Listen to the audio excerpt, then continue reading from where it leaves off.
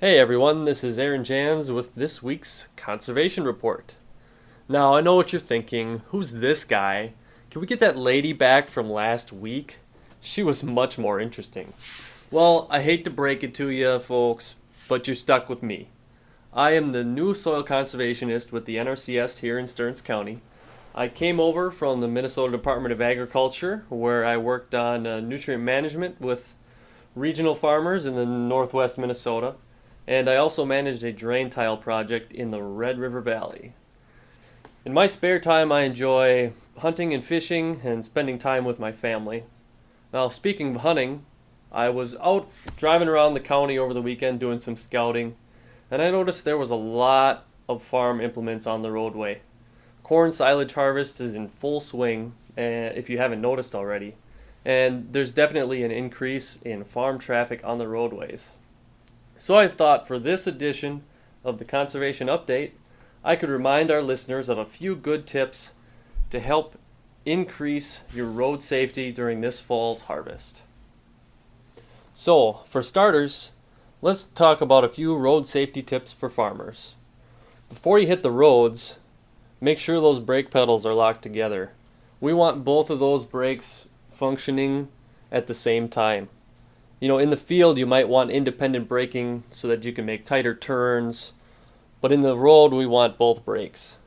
We also want to make sure that your mirrors are adjusted for good vision. You want to be able to see the traffic that's coming up behind you because they tend to come quick. Now also make sure that all your warning lights and flashers are working. This will help everyone else on the road see you as well. For equipment that doesn't have lights or flashers, make sure you have a very good slow-moving vehicle sign in place that's visible to everybody else on the road. That will give them the indication to slow down and they will see you much faster. We also want to make sure that our tires are inflated properly so that road travel is much easier. Now, when you're on the road, you want to make sure that you stay alert and listen for cars. Vehicles tend to approach very rapidly from behind, so we want to pay attention to all of our surroundings. Keep a constant lookout for pedestrians, animals, bikers, mailboxes, steep banks, anything that could cause you to tip over or run you off the road. We want to slow down for sharp curves or when going down hills as well. The last thing you want to do is lose control down a hill and end up in the ditch. And consider using an escort behind your vehicle. This will help alert motorists behind you that there could be some danger ahead or a slow-moving vehicle, and it'll give you a sense of security as you go down the road that you have another guy behind you watching your back. Now let's transition into a few tips for motorists. Farm machinery has a legal right to use the public roads just as we do, so be patient. We're all trying to get somewhere, just at different speeds. So reduce your speed when you see farm machinery.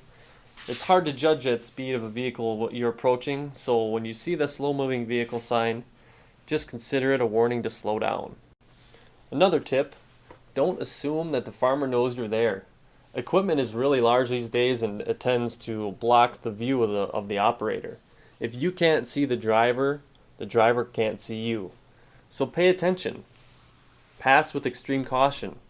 Don't pass unless you can see clearly ahead of both your vehicle and the farm equipment. And make sure you pass in a passing zone.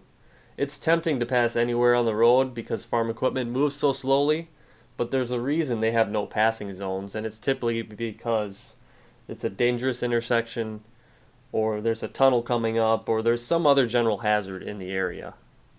And one final tip to consider, when you see a farm vehicle pull to the right side of the road, it doesn't always necessarily mean that they're making a right turn.